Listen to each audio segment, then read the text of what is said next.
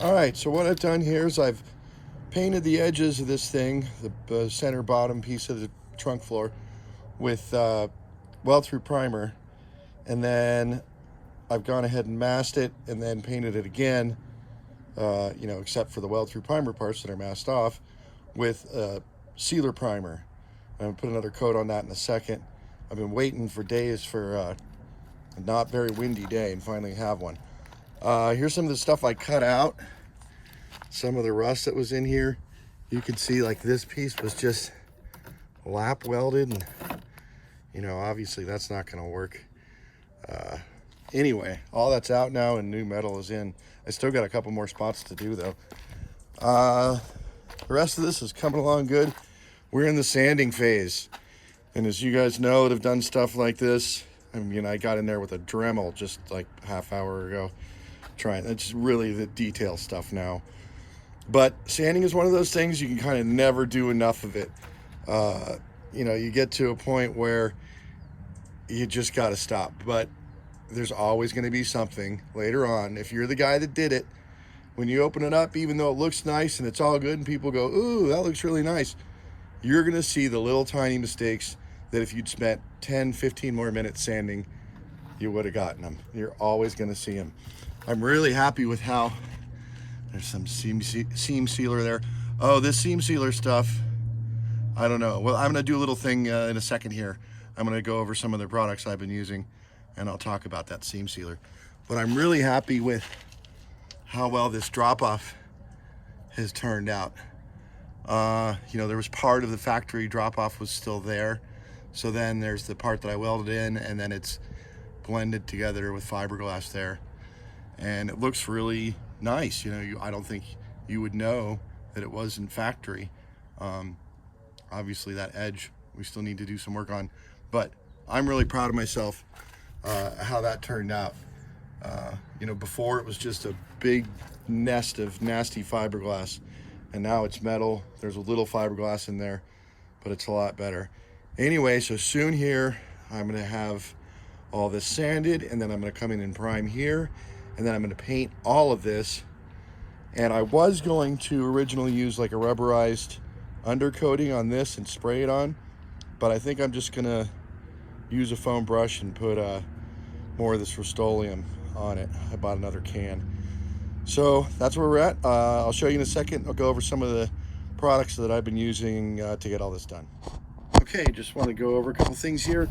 One thing, if you could see this film that's on here that I haven't completely gotten off yet, that's how it's going to come. I don't know if it's hydraulic fluid or what. It's some kind of film that's left over from the manufacturing process that you want to get all that off. And then wipe it down with acetone or alcohol or something like that before you put any paint on it. Paint won't stick to that. So if you just paint right over that, what it comes with on the coating, which probably is some kind of rust preventative, the paint's going to end up peeling off of it. So don't do that. This is the seam sealer that I'm using, Barrier Bond. It's got some warnings on it that are a little concerning. Don't get it in your eyes, don't get it on your skin.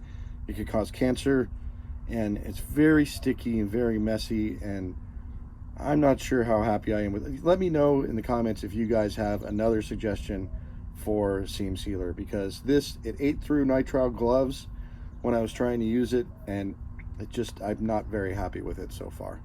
I'm gonna have to clean it. It says it's sandable. Haven't tried that yet.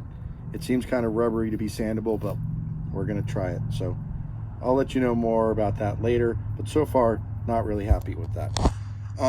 If you're gonna do a job like this with a lot of grinding, get one of these Harbor Freight grinders. 20 bucks, probably 16 or something on sale. And I had one 90 days. It started locking up on me, making weird noises, getting real hot. I took it in, they gave me a new one. But if you go and buy a grinder at Home Depot or something, they're gonna be anywhere from $80 to $250. So this one for 20 or 16 or whatever you can get it for, I think that's a good deal. And if you're going to do a lot of grinding, just get one of these in the beginning, and if you burn it up, you can just go get it swapped out for it. Even if you already have like a good grinder, just get one of these and don't worry about it. right? Because if you have a good grinder, you don't want to burn it up, in one job. And there's nobody's compensating me for this. I'm just saying that Harbor Freight took back my dead grinder at exactly 90 days and gave me a brand new one. So good on them. This is the Rust-Oleum that I've been using. It's a semi-gloss black. Just this one quart will go a long way. Like you could do a whole frame of a car and some more just with that one quart. I got a second quart now because I'm doing some stuff on my truck too with this. Never used it before. Really like it. Apparently it's the same stuff as like tractor paint that you can get at Tractor Supply. I don't think there's very much difference, but that's what I'm using. This it's an oil-based Rust-Oleum, so you don't want to put it on anything where you're going to have paint from the car going over it, because it's an oil-based paint, and if you're using acrylic urethane or something, that's not going to work very well. So but for underneath the car, things like that, this stuff is great. I would highly recommend it. This lightweight auto body filler that you can get from Summit, it's cheaper than Bondo. Like this 1 gallon is cheaper than if I went to the local auto parts store and got a little thing of Bondo, and I like it a lot more. It smells the same, but it's like kind of creamier and it spreads better. It's a different color. It's kind of like a light bluish green, sort of like that dolphin glaze or something. So I think it kind of looks more professional. Even though you're never going to see it right once it's primed and coated and everything. But if you're going to do a lot of body work, especially in a situation like this where you're going to end up sanding a lot of it off and you want to get something cheap, this lightweight auto body filler from Summit is really good. I got this sanding block from Amazon, Motor Guard. It's okay. I mean, it's really flexible. It's kind of good for getting in little areas. I have these adhesive discs that I bought that I think I don't have a sander for it, so I've been sticking those to it, and you can get this stuff off with hot water. I found out if you don't do that, you can end up pulling up parts of the foam like that, and you don't want to do that. But I've been using actually this side. The first time I tried it, I stuck it to this side, and then since then I've been using this side. I stick it to it, I just wrap it around, and so then I have these edges that I can use to sand, and then I can sand this way, and then I even have like a butterfly on this side a little bit that I can get in. Anyway, I like this so far. I forget what I paid for it, $12 or something like that. I know that seems expensive for like a little piece of foam, and you can use a block of wood, you can use whatever you want, but I wanted something flexible so I could get in and get in corners and stuff, and this is good. It's okay. I'm not thrilled with it so far, but it's a good thing to have around. It'll be handy. All right, so that's some of the stuff I'm using. Oh, this is I was talking about those flap discs.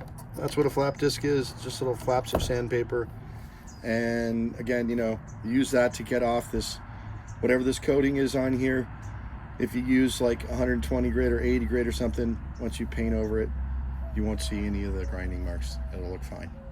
Okay. I'll show you a little bit more in a second. All right, the test fit is looking good. We got a little bit of oil cannon going on here in the middle.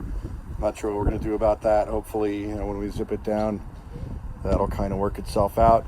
Got a little bit more painting to do. Obviously, a lot more painting to do, a little bit more sanding. And then it's going in. So that's going to be it for this episode. And then the next one, it'll be in and we'll be finishing it up. All right, thanks for watching. Bye.